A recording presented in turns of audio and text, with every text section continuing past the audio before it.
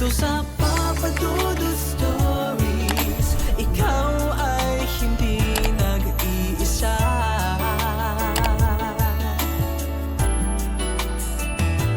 Dito sa Papa Dudut Stories, may nagmamahal sa'yo.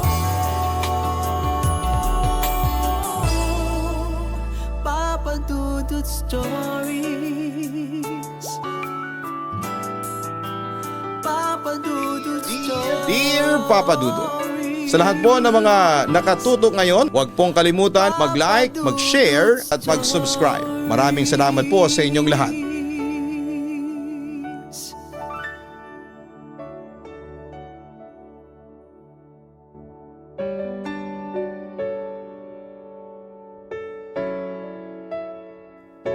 Ang kabutihan ay hindi isang transaksyon na kailangang suklian, kundi isang patunay lamang ng pagiging makatao. Kapag tumulong ka ng taus-puso ay huwag mong isipin kung mapapansin o mababalikan ka ng iyong tinulungan. Ang gantimpala ng kabutihan ay hindi laging agad-agad na nakikita, pero sa tamang oras ay babalik ito sa paraang hindi mo inaakala. Dear Papa Dudut, ako po si Ramil, nakatira sa isla ng Panay. Pangalawa sa 3 magkakapatid. 24 years old at isa ako at ang pamilya ko sa mga masusugid na tagapakinig mo. Gaya ng iba ay umaasa din po akong mabasa mo ang sulat kong ito. Gusto ko lang pong magbahagi din ng kwento ng buhay ko at ng pamilya ko. Hindi ko na tutukuyin ang eksaktong lugar kung nasaan ako bilang respeto ko na rin sa mga taong nakatira dito. Papa Dudut, sa panahon ngayon ay hindi ko alam kung meron pa bang naniniwala sa kulam o sumpa na nakukuha mula sa mga taong may galit sa isang tao. Dati po isa ako sa mga naniniwalang hindi yun totoo. Nagawa-gawa lamang yon at madalas ay panakot ng mga taong galit. Pero nang masaksihan ko yon, gaya ng pagkakataon ng matinding sakit, kahit maayos naman ang resulta sa ospital, isa talagang malaking palaisipan yon sa akin.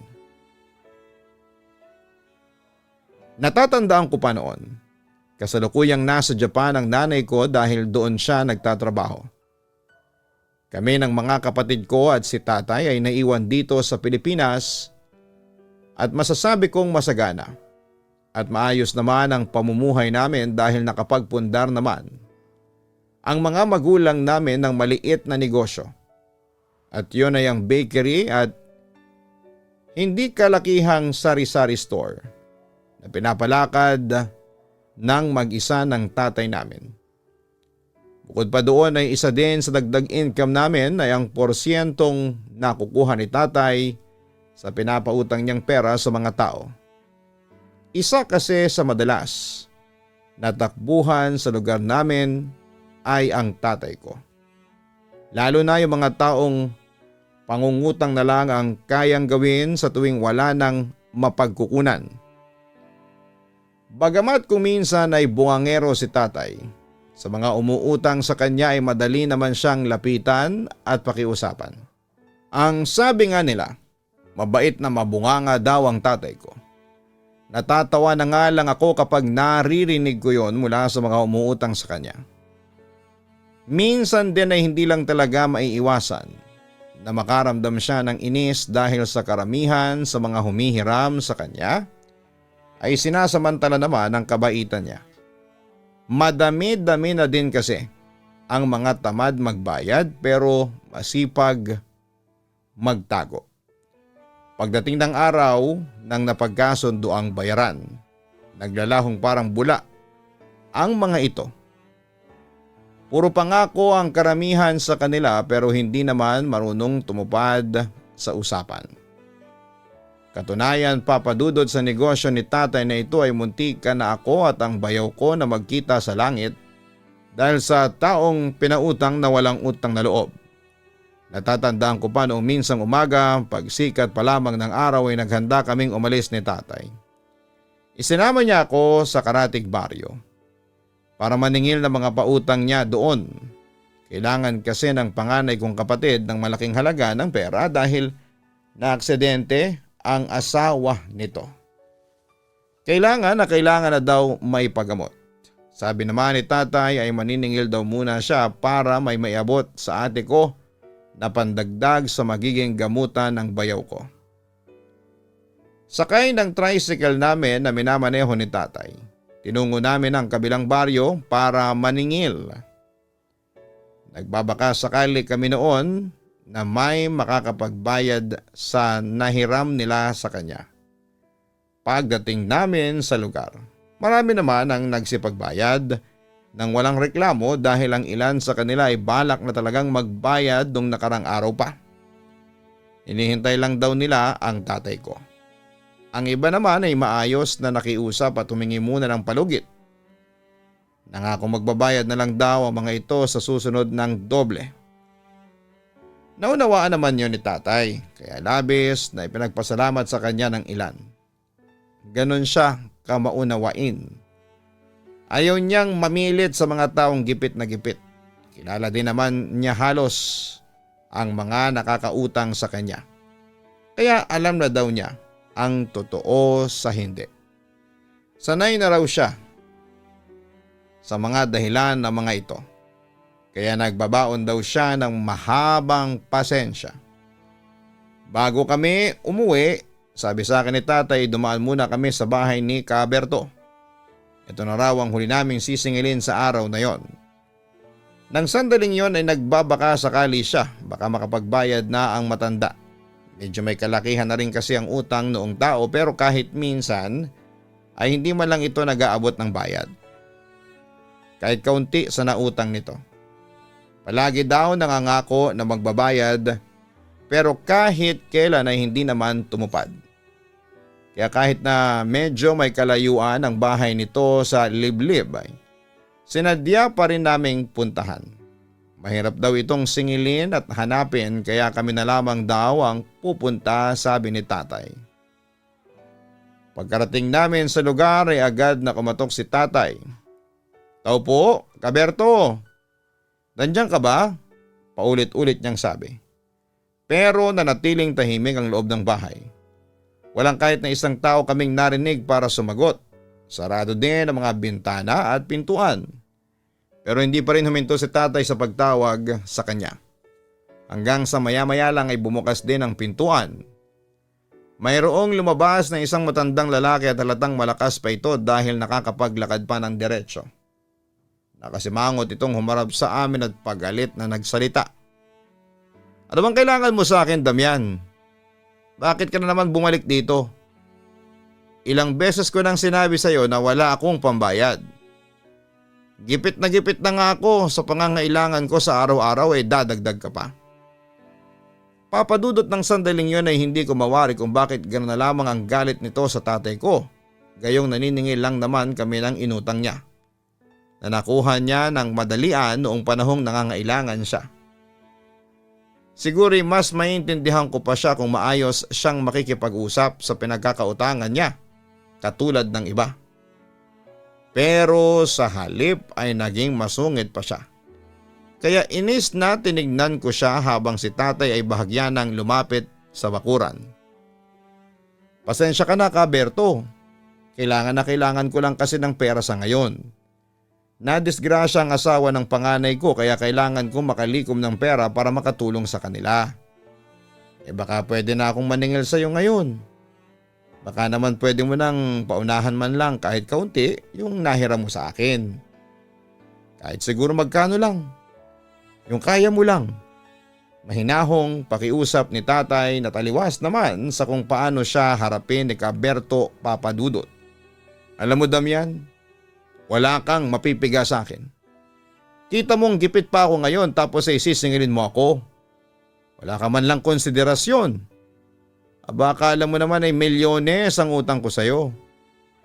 Wala kayong mapapala sa akin ngayon. Kung gusto mo ay maghintay ka kung kailan kita babayaran. Hindi yung ganito na walang-wala ako ay ginugulo niyo ako dito. Wala akong pakialam kung ano man ang nangyari sa pamilya mo, hindi ko na yung problema. Kung ako sa inyo ay lumayas na kayo. Walang-wala talaga ako ngayon, intindihin mo naman. Kitang-kita ko sa mukha ni tatay ng sandaling yon ang pagtitimpi ng inis para sa kaharap namin. Kung ako siguro ang nasa sitwasyon ng tatay ko noon, baka pabalang na sinasagot-sagot ko na rin yung bastos na matanda. Katunayan, Papa Dudut, mas humanga ako noon ng sandaling yon sa tatay ko dahil mas nangibabaw pa rin ang pagrespeto niya sa mas nakakatanda sa kanya kahit na ganoon ang pakikitungo nito pabalik. Gayon pa man ay hindi pa rin kami umalis. Patuloy pa rin sa pakikipag-usap dito si tatay na kahit kaunti lang sana ay magbigay si Caberto. Ipinauunawa pa nga niya na hindi naman niya ito sinisingil ng buo sa utang nito. Nandun lang daw kami para maningil kahit kaunti. Lalo na at sobrang tagal na rin ang utang nito. Hindi na nga daw yon pinainteresan para hindi ito mahirapan sa pagbabayad. Kung hindi lang daw kailangan ng kapatid ko ng tulong, hindi pa niya sisingilin itong si Caberto. Noong sandaling yun ay halos magmakaawa na nga po si tatay. Naawa na nga po ako sa kanya dahil nakakatuyo ng lalamunan yung ginagawa niyang pakikipag-usap sa taong halatang wala nang balak magbayad. Sa isip-isip ko nga ay sobrang kakapal talaga ng mga mukha ng ganitong klase ng tao. Matapos pakinabangan yung pera na hindi nila pinaghirapan ay hindi na marunong tumupad sa napagkasunduan at pagbabayad. Ang dali-dali nilang manghiram, gagamitan ka pa ng paawa at kadramahan. Pero kapag sisingilin na ang hirap na nilang kausapin at hagilapin, ikaw na din ang halos magmakaawa para magbayad lamang sila. Tapos sila pa ang may ganang magalit. Katunayan, Papa Dudut, nakaabot sa amin habang naniningil kami sa iba, nabanggit nga nila sa tatay ko na marami nga daw pang inom itong si Caberto noong nakaraang araw hanggang sa araw na yon na pinuntahan namin siya. Halos ipagmayabang pangaraw nito yung perang nakuha daw nito sa paluwagan kahapon. Kaya nakapagtataka na sabihin itong walang-wala ito. Kung hindi lang talaga namin kailangan ng pera ay hindi kami magtitiis sa initan para lamang singilin ito. Kulang pa kasi ang nalikom namin para sa bayaw ko dahil hindi naman lahat ng pinuntahan namin para singilin ay nakapagbayad kay tatay. Kaya kung magbigay man itong si Caberto kahit 3,000 ay tiyak na sasapat na yon para makauwi na kami.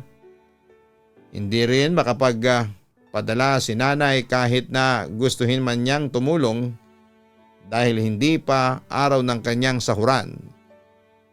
Habang nakikiusap pa rin si tatay kay Caberto, bigla na lamang nagbantang matanda na kung hindi daw kami aalis, paghahampasin daw niya kami. Nagulat na lang kaming dalawa ni tatay nang biglang kumuha nga ng may kalakihang kahoy si Caberto. Naging agresibo ito at galit na inamba sa amin ang hawak niyang pamalo.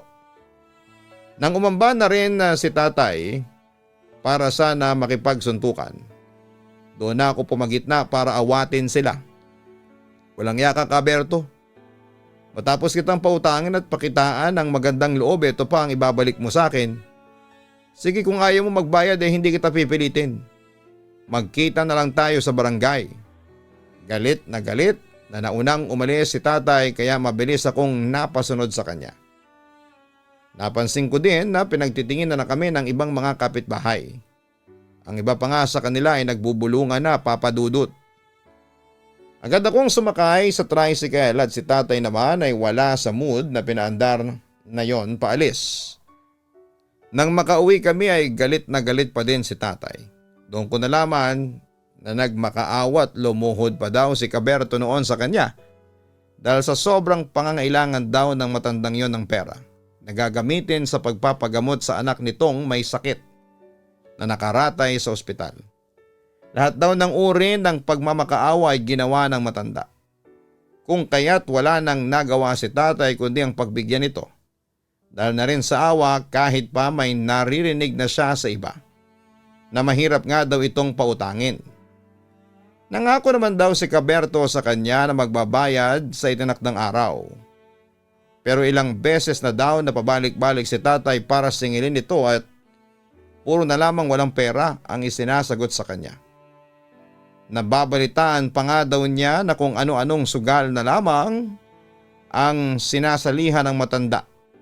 At kung minsan ay may nakakapagsabi na nasa sabungan pangaraw itong si Caberto.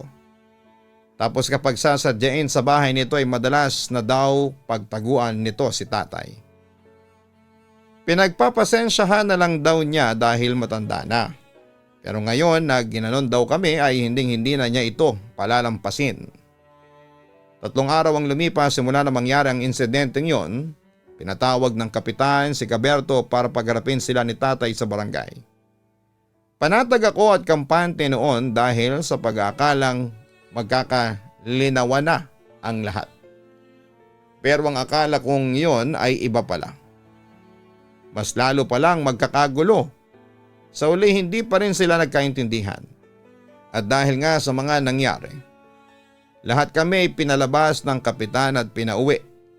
Naging walang saysay ang pag-uusap dahil nauwi yon sa matinding bangayan. Natatandaan ko pa noon, Papa Dudut, pasakay na ako noon sa tricycle namin nang bigla na lamang akong tinapik sa pisngi ni Caberto. Hindi ko namalayan ang paglapit niya at bago siya tumalikod sa akin ay kitang-kita ko din na may binubulong siya na hindi ko naman maintindihan dahil sobrang hina talaga. Tinanong agad ako ni tatay nang makita niya din ang ginawang pagsampal sa akin.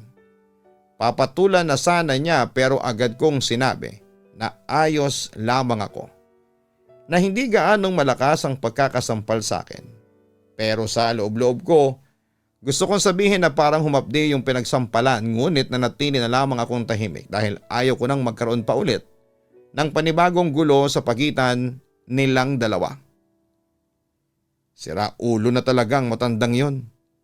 Inis na sabi ni tatay na nakakunot ang noo at nakakuyom ang kamao habang pinagmamasdan ng papalayong matanda. Kahit nasa biyahe na kami ay gigil na gigil pa rin si tatay sa ginawa ni Caberto sa akin. At simula noon ay pinilit na lang ni tatay na kalimutan ang utang na yon ng matanda. Halos isumpa na niyang hindi na ito makakautang ulit sa kanya kahit lumuha pa daw iyon ng dugo.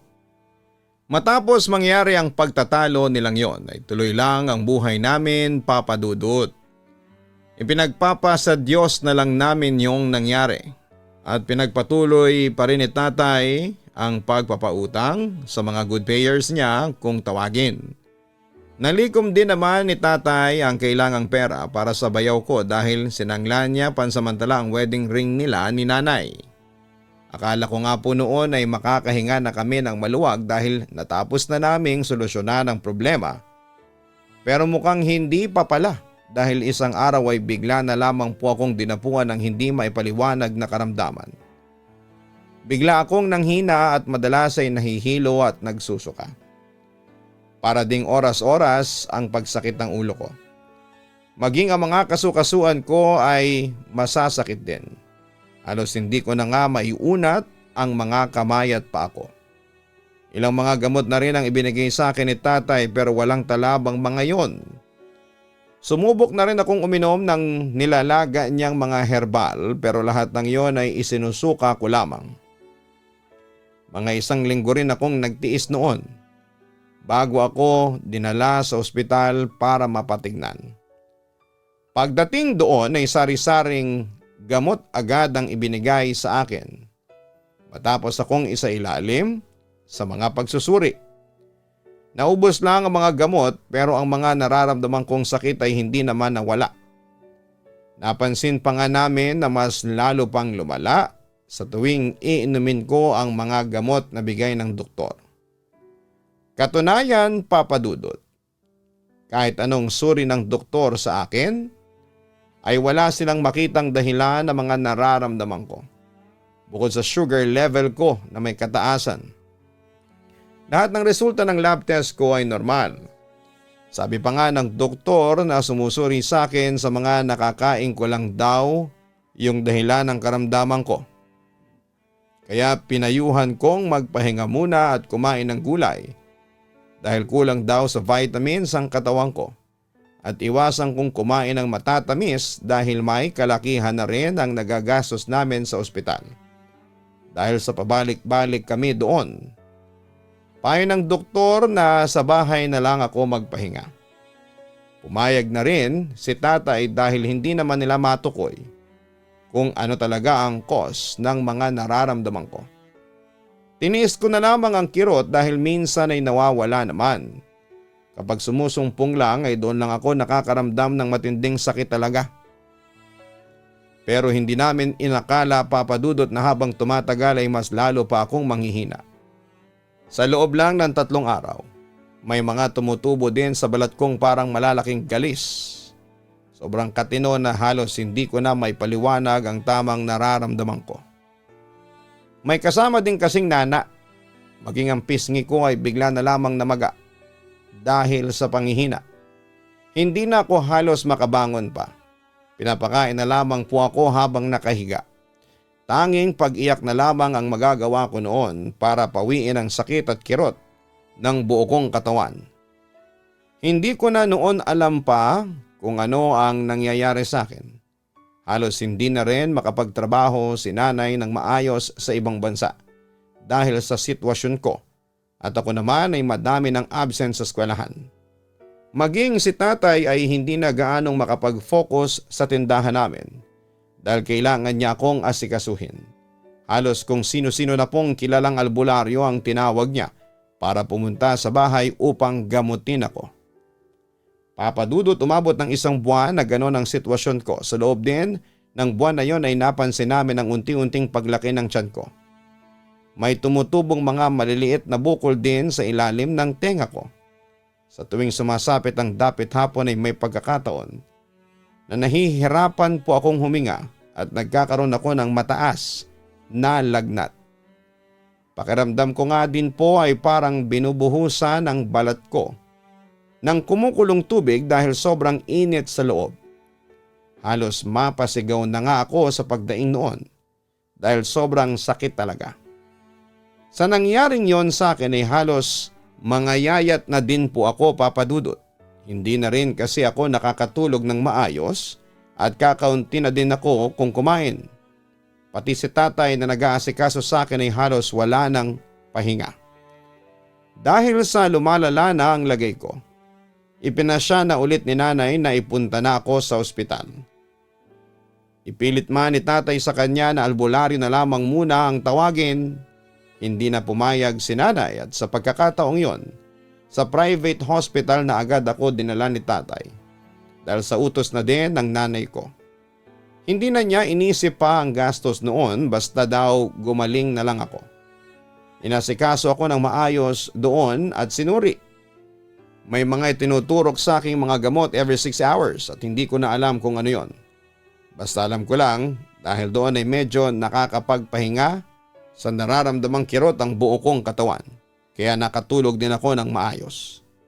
Naiiwan din ako sa ospital kapag may kailangang lakarin sina tatay at ate para sa hihinging tulong sa pampapagamot ko mula sa mga opisyal ng bayan namin. Dahil private hospital ako noon, medyo nahirapan silang kumalap ng malaki-laking tulong. Naalala ko pa nga noon na habang nasa hospital ako at natutulog, napanaginipan ko pa si Caberto. At inaambahan ako ng malaking pamalo at takore na may mainit pang tubig na parang babanlian ako. Pero hindi rin nagtagal at nagising ako. Nagpanik pa nga ako noon dahil pagmulat ko ay wala akong kasama sa emergency room. Pero hindi rin ako nagtagal doon dahil after 2 days ay inilipat na rin ako sa kwarto kung saan ay may isang pasyente akong makakasama. Halos araw-araw ay hindi nagbabago ang kirot na nararamdaman ko. Tuwing matatapos lamang akong turukan ng gamot ay saka lang yon kakalma at doon lang ako makakapagpahinga.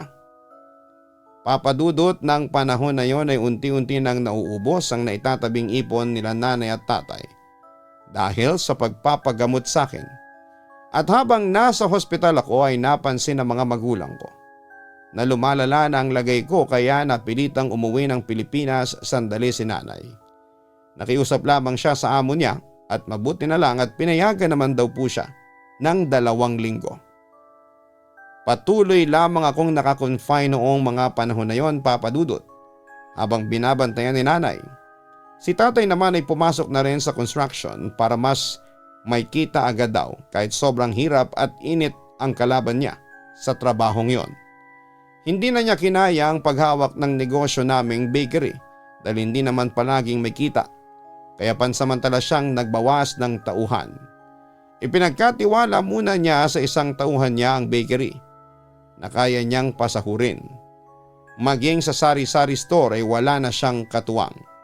Kaya ang panganay na kapatid ko din ang nag-aasikaso muna doon para may mapagkunan din sila ng pamilya niya habang pinagsasabay ang pag-aalaga sa bayaw kong kakaopera lang ng mga sandaling yon.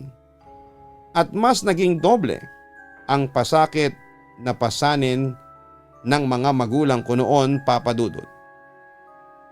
Noong pati ang bunso kong kapatid, nabalitaan ko din na biglang nilagnat ng mataas. Halos mabaliw na ang mga magulang namin sa mga nangyayari. Natatandaan ko pa nga noong minsang dumalaw ang kaibigan ni nanay na si Tita Carla. Naging kasamahan niya sa trabaho noong nasa Japan pa sila. Kasalukuyang nililinisan ni nanay ang mga sugat ko sa buo kong katawan noong dumating siya. Agad nitong niyakap si nanay at naawang tinignan ako.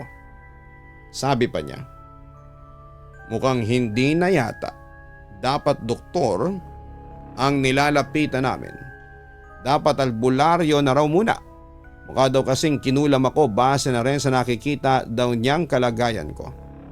Sabi din niya ay pareho lang din daw kasi ng kalagayan ko noon ng dati niyang bayaw. Pinalbularyo daw yon at mabilis na gumaling. Bago nga umalis si Tita Carla matapos nilang magkumustahan at kwentuhan ay may sinulat pa ito sa papel at inabot kay nanay. Narinig kong sabi niya address daw yon at pangalan ng magaling na albularyo na sinasabi niya. Subukan daw nilang puntahan ni nanay at tatay para humingi ng tulong. Hindi ko rin malilimutan yung inabot niyang pera kay nanay bilang tulong sa amin. Sobrang bait niya, Papa Dudut. Sana'y palagi siyang nasa maayos na kalusugan. Hanggang isang hapon ay bigla na lamang may pinainom sa akin ng palihim si tatay nung siya na ang pumalit kay nanay para magbantay. Sabi niya ay pilitin kong lunukin yon dahil gamot yon. Galing daw yon sa albularyong pinuntahan pa niya sa malayong lugar. Magaling daw ang albularyong yon na nirekomenda sa kanya ng isa sa nakautang sa kanya.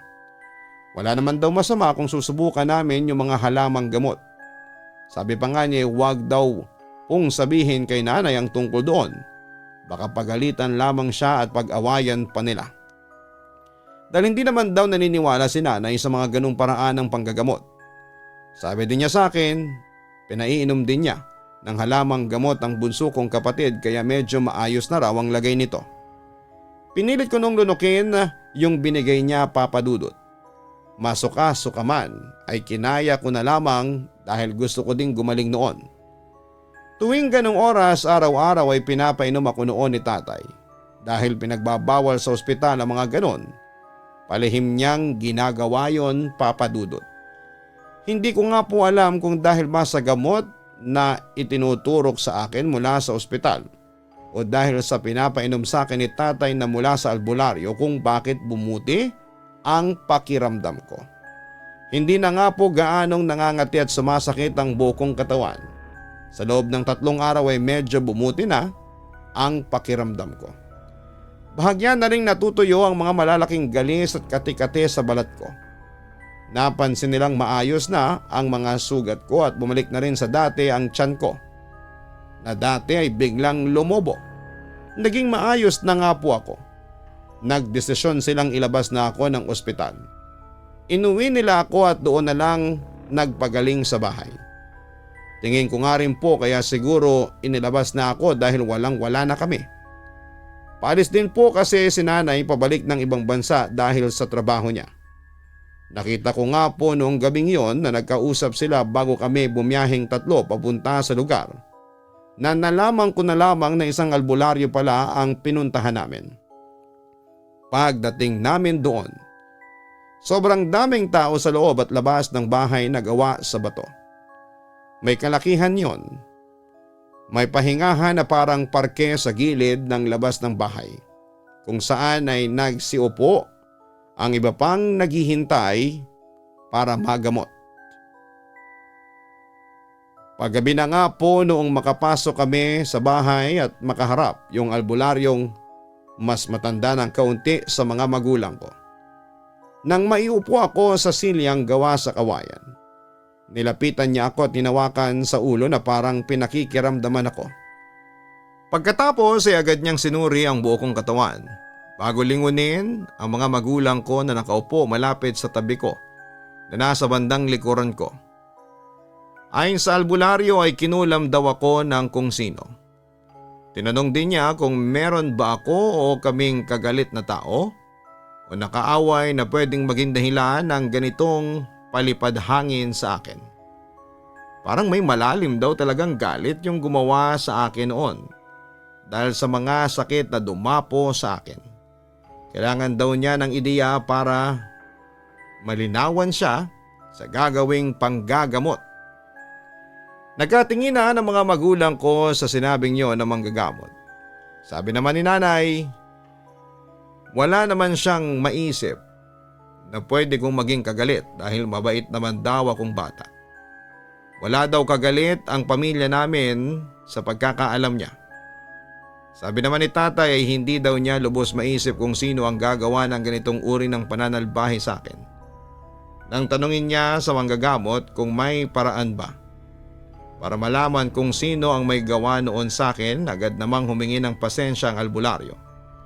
Tanging panggagamot lang daw ang kakayahan na meron siya. Pero mas madali daw maibabalik ang kulam sa taong may gawa nito kapag agad natukoy kung sino yon. Pero kung hindi naman, yung nagbigay daw sa akin ng sakit, doon daw babalik ang lahat. Kung may involved na iba at ipinagawa lang ang pangungulam, malabong dito ang balik. Sa madaling salita daw ay kung sino daw ang nagsagawa ng kulam ay yon lang ang mababalikan kapag kinontra na niya. Matapos may paliwanag ng albularyo ay sinimulan na niya ang panggagamot sa akin. Unay dinasalan muna niya ako saka binulungan bago binugahan ng hangin sa ibabaw ng ulo ko. May kinuha siyang kandilang puti at ipinagulong yon sa buo kong katawan. Mula ulo hanggang paa bago yon sindihan at ipatak sa palangganang may malinis na tubig. Nang may mabuong figura na parang tao, kinuha niya yon at sinimulang dasalan, tinusok-tusok gamit ang karayom. Pagkatapos ay dinaan yon sa apoy hanggang sa matunaw. Sabi niya, may ibibigay daw siya sa akin na pangontra bago kami umalis. Huwag ko daw tatanggalin hanggat hindi nawawala ang mga sakit na nasa katawan ko. Sabi din niya, bumalik daw agad kami sa kanya kapag lumala daw ang lagay ko. Pero siniguro naman niya sa amin na tuluyan na niyang nakontra ang kulam na ginawa sa akin. Isang porselas na gawa sa halamang ugat ang ibinigay niya, Papa Dudut. Sabi pa niya ay pwede kong kainin yung isang piraso ng beads noon kapag sumasakit ang sikmura ko. Sinuob niya kaming tatlo bago kami lumabas ng bahay niya. Gabi na noong makauwi kami. Naging magaan na rin ang pagtulog ko matapos ang panggagamot na yon, Papa Dudut. At gaya ng sinabi ng albularyo ay unti-unting ang nawala ang mga malalaking galis at mga bukol-bukol sa katawan ko sa paglipas ng mga araw. Bago lumipad pabalik ng ibang bansa si nanay, bagamat may mga bakas pa rin gawa ng mga malalalim na sugat. Ang mahalaga ay hindi na ako nagtitiis sa sobrang kirot na halos ikamatay ko na. At sa paglipas ng buwan ay nagawa ko na pong bumalik sa normal. Nakakatayo na ako at nakakapaglakad gaya ng dati. Papa Dudut, ang ikinagulat naming balita ay tungkol kay Caberto. Nalaman naming dinakip siya ng mga pulis. May mga taong nagsampa ng kaso dito, mga inutangan din niya. At madami-dami sila. Panloloko na kasi ang ginawa niya sa mga taong kinukuhanan niya ng pera. Tapos ay hindi din binayaran. May nag-report din daw tungkol sa sabungan. Isa din yon sa dahilan, Papa Dudut, sa pagkakadakip niya noong una, pero napalaya dahil may nagpiyansa daw na anak. Ang malalapang nalaman namin ay siya pala ang dahilan kung bakit nadisgrasya yung bayaw ko. May nakasaksi na nilapitan daw nito ang nakaparadang motor ng asawa ni ate, na nasa isang barangay kung nasaan nito noong nangyari ang aksidente. May pinutol o tinusok daw si Caberto na kung ano sa motor, na naging dahilan kaya sumemplang yung bayaw ko at maisuksok ito sa gulong ng truck. Mabuti na nga lang at alisto ang truck driver, kaya nakapagpreno kaagad. Doon lang namin nalaman na sinisingil din pala ito ng bayaw ko noong makita ito. Ang nabalitaan pa namin habang nasa kulungan ay tinubuhan daw ito si Caberto ng mga naglalakihang sugat sa buong katawan, na sobrang baho daw ng amoy dahil nagnanana pa ang iba sa mga yon. Siyang naging laman ng usap-usapan noon sa barangay namin. Papadudod sadyang kay buti ng Panginoon. Alam na alam niya kung sino ang gumagawa ng mabuti at kung sino ang gumagawa ng masama. Kaya nga po matapos ang lahat-lahat ng pangyayaring yon sa pamilya namin, nagsimula kaming muli ng panibagong buhay. Inasikaso ni tatay ang bakery at sari-sari store. Pagkatapos ng 5 taon matapos nilang mabayaran ang mga nautangan para sa pagpapaospital ko, umuwi na rin si nanay para dito na sa Pilipinas maghanap buhay. Itinigil na rin ni tatay ang pagpapautang lalo na't halos wala na ring pampuhunan. Hindi din kasi lahat mabuting magbayad at maayos kausap. Nilaan na lang niya sa bagong negosyo ang lahat ng puhunan niya para mas mapalago yun. Ako naman, Papa Dudut, ay nakapagtapos na sa pag-aaral at inihintay ko na lang ang resulta ng board exam para makapaghanap ng mas maayos na trabaho. Hanggang dito na lamang po ang kwento ko. Maraming salamat at magandang araw. Lubos na gumagalang, Ramil.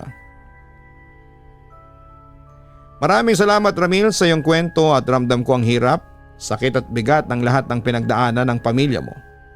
Para sa akin ay hindi madali ang makitang nagdurusa ang mga mahal mo sa buhay. Lalo na kung alam mong wala naman silang ginagawang masama, kundi ang tumulong lamang sa iba.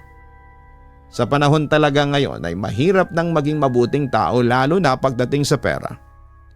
Sa totoo lamang, may mga sitwasyon na kapag nagpautang ka, mabait ka pa sa paningin nila. Pero kapag umabot na, nang ikaw na ang mga ngailangan ng pinahiram mo sa kanila, kapag naningil ka na, bigla ka nang nagiging kontrabida sa paningin at buhay ng mga taong yon. Pero ang hindi nila alam, sa bawat talagang inutang nila ay katumbas nito ay pawis, puyat at sakripisyo ng taong nagpahiram sa kanila ng walang alinlangan.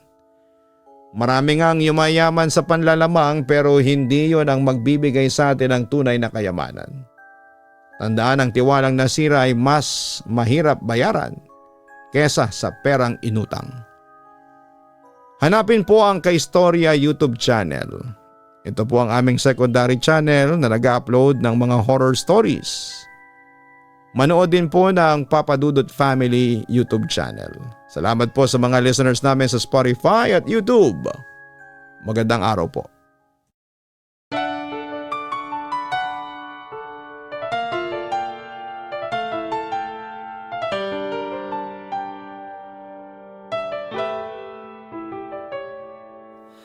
Ang buhay ay mahiwaga, laging may lungkot at saya.